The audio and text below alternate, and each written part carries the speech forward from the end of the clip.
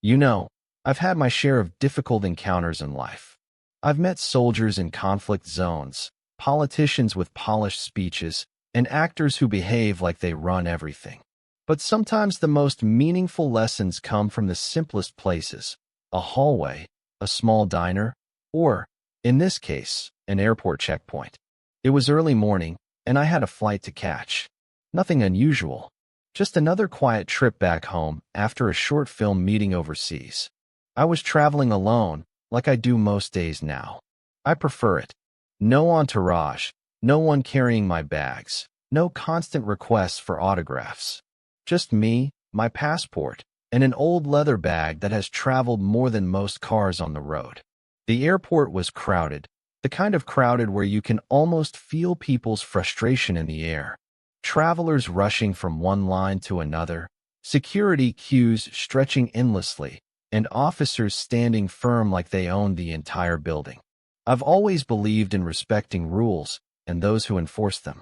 That's what keeps things running. But I also believe that when authority loses humility, it can turn into arrogance quickly. When I reached the immigration counter, I noticed the young officer immediately. He couldn't have been more than 30, maybe mid-30s. Fresh badge, crisp uniform, and a look that carried a bit more pride than the position required. His name tag read N. Rahim. I looked him in the eyes, gave a polite nod, and handed him my passport.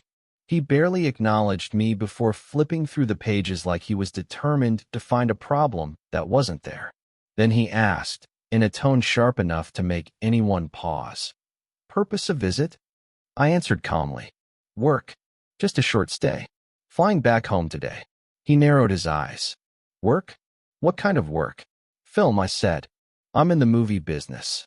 That's when he smirked, leaned back slightly, and said something I didn't expect.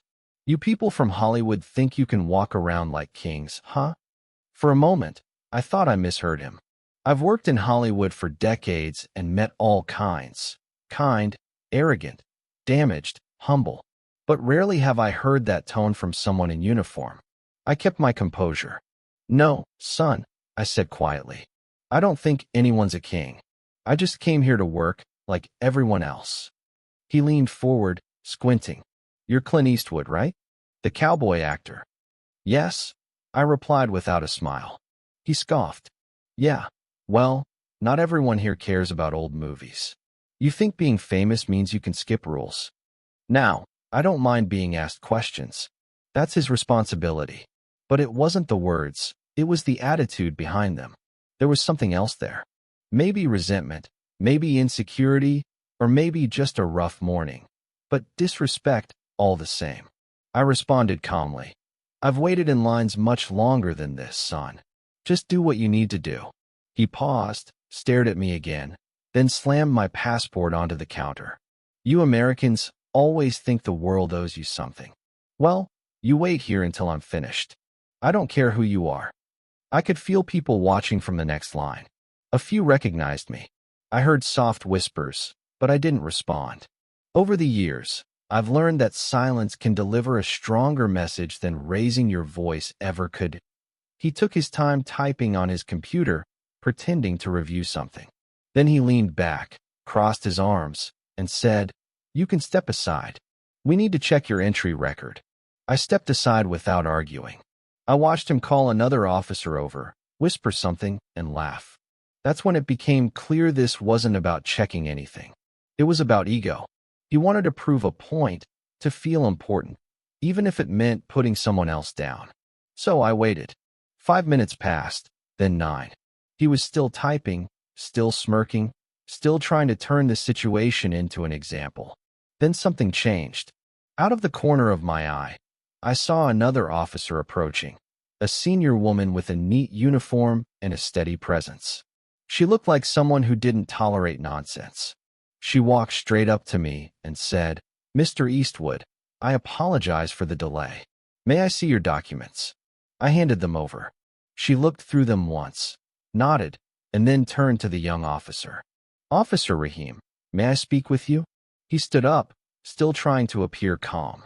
They stepped aside for a minute, maybe less. But whatever she said made his face shift. His shoulders lowered, The color faded, and he avoided eye contact. When they returned, she said, "Mr. Eastwood, everything is in order. You're free to continue. We apologize for how you were treated." I nodded and said, "Thank you. No harm done." But as I picked up my passport, she turned to him and said something neither of us expected. "Officer Rahim, you're relieved of duty effective immediately. Please surrender your badge and come with me." The terminal fell silent. Other officers froze. You could hear a pin drop. He looked stunned. "Ma'am, it was just a misunderstanding," she cut him off. "We do not accept disrespect toward any traveler, no matter who they are. That is not how we conduct ourselves." He glanced at me, confusion, pride, maybe fear in his eyes. And for a moment, I saw past the uniform. I saw a young man who forgot that authority without respect isn't real strength. As they escorted him away, I didn't feel satisfaction. I didn't feel revenge. I felt disappointed because he had a chance to do good in his role. Instead, he let ego get in the way. A few minutes later, the senior officer returned, thanked me again, and offered an escort to my gate. I declined. I preferred to walk alone. Moments like that give you time to think. 9 minutes. That's all it took for someone to lose a job because he ignored one of life's simplest rules. Respect costs nothing, but losing it can cost everything. As I walked toward my gate, I remembered something my father once told me. "Son, never let your pride speak louder than your character." And I realized that some people still have to learn that lesson the hard way. Before boarding, I saw the same officer again, sitting near the exit. His badge was gone, his uniform slightly undone, his eyes red. He looked lost. I walked over. He looked up, expecting me to boast. I didn't. I sat beside him for a moment, looked ahead, and said quietly, "Son, power only matters when you use it to help, not harm." He didn't respond, but I saw a shift in his eyes. Maybe regret, maybe clarity. I stood, tipped my hat, and said, "Take care. You'll get another chance. Make it count next time." Then I walked away. That day I learned something. Sometimes the strongest response isn't punishment. It's grace. Because grace humbles pride more effectively than consequences ever will. After boarding, I sat by the window and watched the airport fade from view. But my thoughts stayed at that immigration desk. I wasn't angry. I wasn't even disappointed. I was reflective. When you reach a certain age, you start noticing patterns. You see how people behave, how pride takes over, and how quickly humility disappears when someone gets a bit of authority. In all my years of acting and directing, I've learned this. Uniforms, suits, badges, none of them define strength. Character does. As the plane climbed, I thought about all the young people who wear uniforms, officers, firefighters, soldiers, border staff. Their job is to serve, not dominate. But somewhere along the way, some forget that service and respect go hand in hand. Lose one, and you lose both. I'm not someone who believes in ruining a person's life over one mistake. Everyone has moments they regret. Everyone has bad days. But the young officer missed something important. Every situation is a test of your character, especially when you think no one is paying attention. He assumed he was dealing with an older actor who didn't matter. He didn't know anyone would ever hear the story, and that made it a true test. Because how you treat people when you think no one notices says more about you than any position ever will. I remembered something my old drill sergeant once said: "Respect up the chain, respect down the chain. It all counts." Those words stayed with me because respect isn't about rank. It's about recognizing the humanity in everyone. From a janitor to a general, everyone deserves dignity. That incident wasn't about fame. It wasn't about pride. It highlighted something deeper: how we've slowly lost the small courtesies that hold us together. The way we speak, the patience we show, the way we handle conflict. People started mistaking boldness for disrespect, authority for superiority, and confidence for ego. And it's not just in airports. It's everywhere: politics, business, entertainment. People don't listen, they wait to respond. They don't serve, they demand. They don't lead with respect, they lead with pride. And it harms the values this country was built on: humility, fairness, and decency. The officer learned that lesson the hard way. But I didn't walk off feeling triumphant. I've seen too many people fall because of pride. Pride is quiet, but dangerous. It makes you feel untouchable until you're not. When we landed, I took out my old notebook and wrote down 3 lines. Power is temporary. Respect is lasting. Ego is costly. Those became a personal reminder of that morning. Because no matter how many awards you get or how recognized your name becomes, you're still just another person in the line of life. And eventually, everyone gets checked. When that happens, your character is your real passport. Later that day, the airport director called me personally. He apologized and told me the officer had been suspended for review and that steps would be taken to prevent similar behavior. I told him something he didn't expect. Don't fire him. Teach him. He paused. Teach him. Yes. He doesn't need punishment. He needs perspective. You don't correct arrogance with anger. You correct it with wisdom. I don't know if they followed through, but I meant what I said. I believe in second chances. I've made mistakes too, said the wrong things, acted out of pride instead of patience. But our hardest moments often teach us the most. Maybe that day was his lesson. Maybe it will help him grow. I've always believed every encounter, even uncomfortable ones, happens for a reason. Maybe he needed that moment, not because I mattered, but because he needed a mirror. He needed to see what unchecked pride looks like and what grace looks like in return. There's a saying I live by: you can't control what happens, but you can control your response. That morning tested me too. I could have raised my voice or demanded special treatment. But what would that show? That I could push people around. That I could embarrass someone still finding his place. That's not strength. That's insecurity disguised as authority. Strength is patience. Strength is staying composed. Strength is choosing silence when pride pushes you to speak. So I stayed quiet. And because of that, the situation revealed itself naturally. I didn't need to demand respect. Time exposed the truth. That's something I want young people to understand.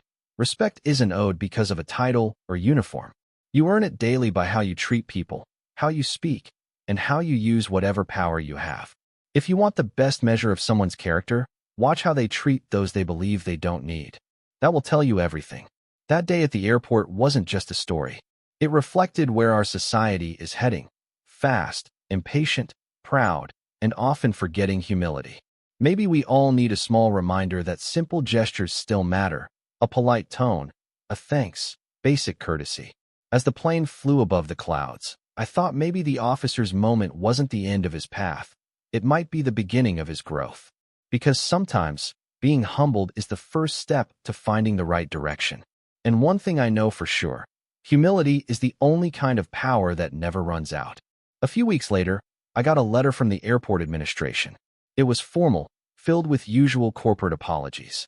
But inside was a handwritten note from the senior officer, the same woman from that morning.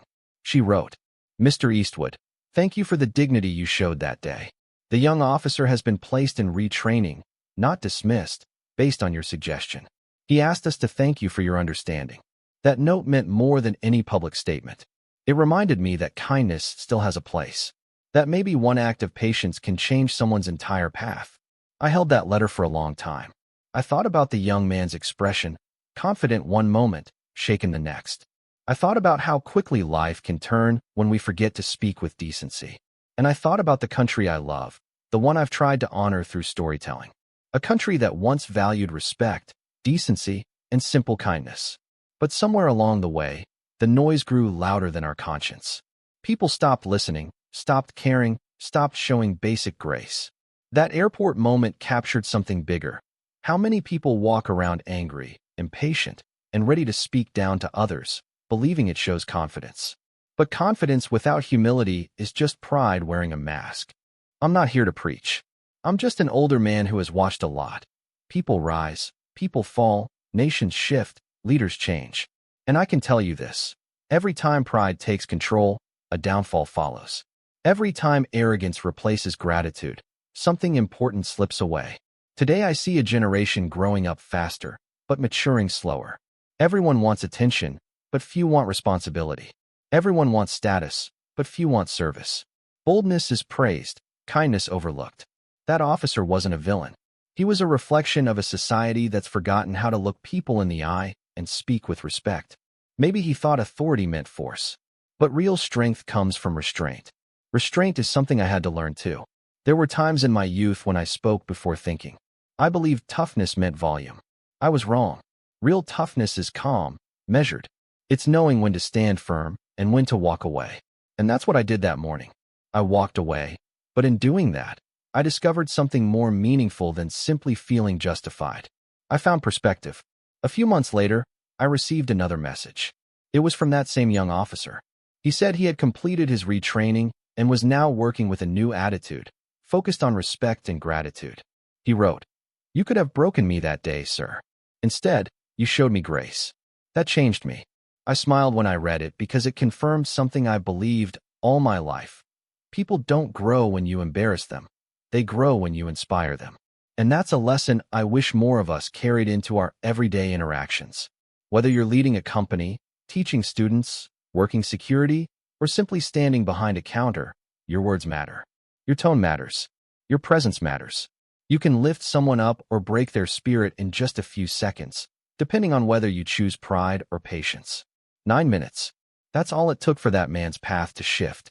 9 minutes between a moment of humility and a possibility for redemption. And the truth is, all of us live within those same 9 minutes every day. With each choice, each conversation, each reaction, we're either building others or slowly pulling them down. So what did I learn from that experience? I learned that humility isn't a weakness. It's one of the clearest forms of wisdom. It's steady confidence that doesn't need applause to know its value. I learned that once respect is lost, it's difficult to earn back. But forgiveness, when offered freely, can rebuild more than punishment ever will. And I learned that titles fade, fame fades, positions fade, but the way you treat people stays with them. People often ask me, "Clint, what exactly did you say to that officer before walking away?" And I tell them, I simply told him to take care of himself and to make his next opportunity matter, because life always gives another chance. The real question is whether you meet that chance with pride or with humility. I'll never forget the look on his face as he sat there holding his badge, understanding what he had lost. That image stayed with me, not as revenge, but as a reminder. A reminder that respect isn't something we demand. It's something we offer first. When I talk to young folks, now, I tell them this. You don't need fame, wealth, or authority to create impact. Just be decent. Be truthful. Be kind. These 3 simple qualities can turn conflict into cooperation, errors into growth, and endings into new starts. With time, I've learned that no achievement can replace genuine character. The world doesn't need more dominant voices. It needs more grounded and humble ones. So if you ever find yourself in a role where others look to you, whether you carry a badge, hold a title, or simply influence people around you, remember this. Real strength is found not in control, but in compassion. That morning at the airport wasn't only about one officer's behavior. It reflected what happens when ego takes over. It served as a reminder, one we all need, that respect, dignity, and humility must be rebuilt person by person. Because when a society loses respect, it begins to lose its identity. So when people ask me what I walked away with from that experience, I tell them, I didn't leave with frustration. I left with gratitude. Gratitude that I had an opportunity to show someone that patience still matters, that decency still has value, and that respect is always worth upholding. That is the America I still believe in, not the loudest or the most boastful, but the one that knows how to listen, to forgive, and to grow. And perhaps that is the same lesson that officer came to understand that day. True greatness doesn't come from the uniform you put on, but from the character you carry within. So to anyone listening, keep this in mind. Be slow to anger, willing to listen, and prepared to extend grace. Because the next meaningful lesson in your life might appear at a counter, in a uniform, or in a quiet moment when no one else is paying attention. That's the story of how I was treated disrespectfully by an immigration officer, and how 9 minutes later he lost his job. But more importantly, it's the story of how both of us learned something about power, respect, and humility. Because often, the smallest moments leave us with the greatest lessons. And that, my friends, is what gives life its value.